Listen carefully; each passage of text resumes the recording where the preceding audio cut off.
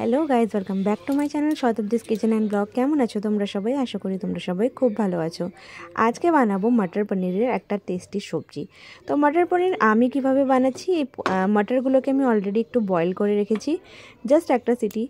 আর আমি এখানে পনিরগুলোকে ছোটো ছোটো কিউবস করে এখানে আমি ফ্রাই করে নিয়েছি। আর দেখতেই পাচ্ছ মটরগুলো এতটা সেদ্ধ আছে। এখানে আদা, রসুন আর পেঁয়াজের পেস্ট আছে, টমেটো পেস্ট আছে, দুটো কাঁচা লঙ্কা নিয়েছি। তো যেহেতু আমি পেস্ট করে বানাচ্ছি, তো তাই জন্য তেলের পরিমাণটা একটুখানি বেশি রাখবো, বিকজ পেস্টে তোমরা সবাই জানো যে তেলের পরিমাণটা একটু বেশি চাই। তো এখানে কড়াইতে দিয়ে দিলাম সর্ষের তেল। আর কোনো বেশি কিছু হিজিবিজি মশলা কিচ্ছু দেবো না এটাতে, জাস্ট বেশি মশলা যাবে।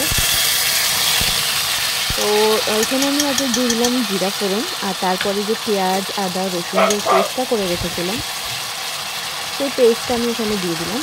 আর এরপর এটাকে করতে হবে ভালো করে ফ্রাই। এটা আমি ততক্ষণ ফ্রাই করবো যতক্ষণ যদি তেল না ছেড়ে দেয়। তো জাস্ট একটু তেল, তো দেখো একটু তেল ছাড়তে লেগে গেছিলো। তারপর আমি এখানে টমেটো পেস্টটাও অ্যাড করে দিলাম। তোমরা চাইলে পেঁয়াজ, টমেটো, আদা, রসুন ক্রাশ করেও দিতে পারো, বাট এর গ্রেভিটার স্বাদ কিন্তু এরকম করেই বেশি ভালো আসে। এরপর যে বেসিক মশলা থাকে, হলুদ, লাল লঙ্কার গুঁড়ো, সাথে একটু ধনে গুঁড়ো, জিরে গুঁড়ো, আর একটু কাশ্মীরি লাল মির্চ দেবো কালার, ফর দ্য কালার, আর কিছুই না। এইসব মশলাগুলো দিয়ে ভালো করে মিক্স করে দেবো। আর হ্যাঁ, আমি বলে রাখি, আমি মটর পনিরে একটু উপর থেকে মালাই দিই, বাট আজকে আমার কাছে মালাই অ্যাভেলেবেল ছিল না। ঘরের যে দুধের মালাই থাকে ওই মালাই দিই, বাট নেই বলে আমি আজকে আর ইউজ করছি না। বাট তাও কিন্তু খেতে স্বাদ অনেক ভালো হয়েছিল। তো নুন দিয়ে এটাকে ভালো করে, গ্রেভিটাকে ভালো করে একদম কষালাম। দেখতেই পাচ্ছ একদম মাংসর গ্রেভির মতন কষিয়ে নিয়েছি। তারপর এটাতে দিয়েছি কাঁচা লঙ্কা দুটো চেরা। এটা অপশনাল, তোমরা চাইলে দিতেও পারো আর চাইলে স্কিপও করতে পারো। তো দেখতেই পাচ্ছ মশলাটা কত সুন্দরভাবে কষানো হয়ে গেছে। এরপর আমি একটু উপর থেকে জাস্ট গরম জল অ্যাড করবো। যেহেতু শীতের টাইম আর ঠান্ডার সময় আমি বেশিরভাগ গরম জলই অ্যাড করি।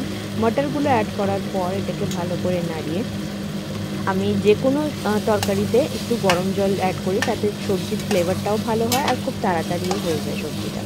তো আমি এখানে জাস্ট অল্প জল দেবো। তোমরা চাইলে এরমভাবেও খেতে পারো, একদম কষা কষা মতন, বাট আমি যেহেতু একটু গ্রেভি করবো এটাতে, তাই জন্য আমি অল্প একটু জল দিয়েছি। আর সাথে পনিরগুলো অ্যাড করে দিয়েছি, দেখতেই পাচ্ছ।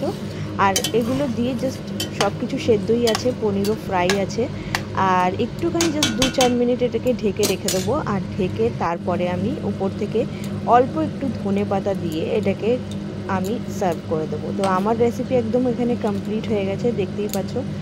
আর খেতে কিন্তু খুব দারুণ হচ্ছিল।